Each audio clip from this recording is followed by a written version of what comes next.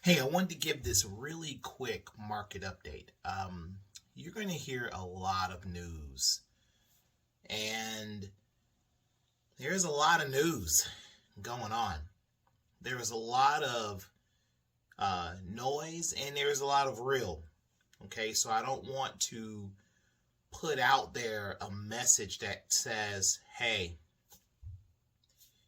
everything is fine, everything is going to be okay, because that's just not the truth right now.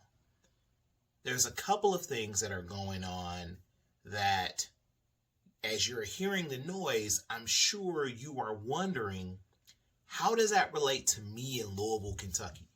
I'm in Louisville, Kentucky, and right now I'm seeing some prices come down, but I'm also seeing interest rates go up, and I'm seeing struggles in affordability in my own life. I'm seeing groceries, I'm seeing different items that I paid less for last year, more this year. We're seeing a lot. And what I want to do in this quick video is kind of speak to some of those concerns. Let's begin.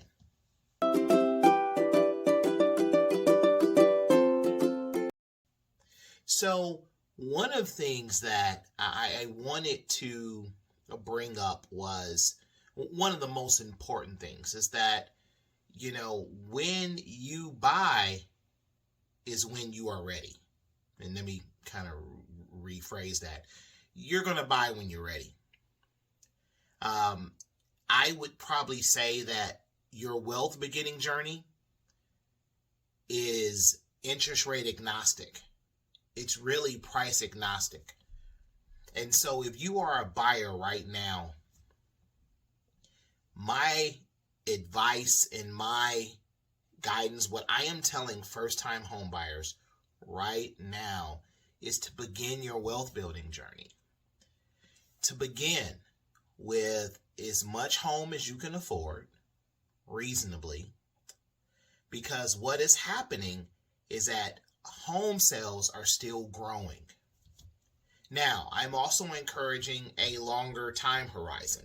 So if you're looking to buy a home and you only want to live in it for 3 years, I think that's going to be a difficult time horizon. I'm telling most of my customers to be prepared to live in their home for at least 5 to 7 to mostly 10 years.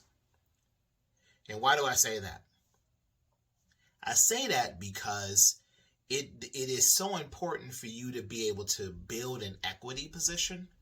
It's going to be so important for you to build that equity position. Right now, 3 things still hold true. The first, as you build your wealth, you will be paying down principal every month. The second thing that's true, you will also be growing in your equity, meaning appreciation is taking place, even if the appreciation is slower than in past years. Appreciation is still taking place. And let's just be honest, no one can stand 15 to 17% increases in homes. That was just unsustainable. And right now, rentals have gone up 17% over last year. That's a lot of money, especially when you're paying the average rental in Louisville is $1,200. A lot of my clients are getting out of renting, and they're going straight to home sales right now. They're looking to buy a home. I just helped someone earlier this month do just that. And so if you are looking to purchase a home at this point, my encouragement would be to let's begin. Let's get pre-qualified with a lender, with a really good lender. Connect with myself or an agent like myself. Connect with an agent, and let's go out there and let's figure out, and let's sit down first and let's figure out, what does affordability mean to you? How much you can afford? And then what we can do is get real and get right. That's the next step. So you get real and you get right. Okay, what type of home can I afford? And it must be an option. So living in an apartment and not building equity or wealth no longer can be an option in this day and age. Even if you were to wait and say, okay, you know what, I'm going to wait a couple of years, you lost that equity growth. You've lost that ability to build wealth in that property during that time.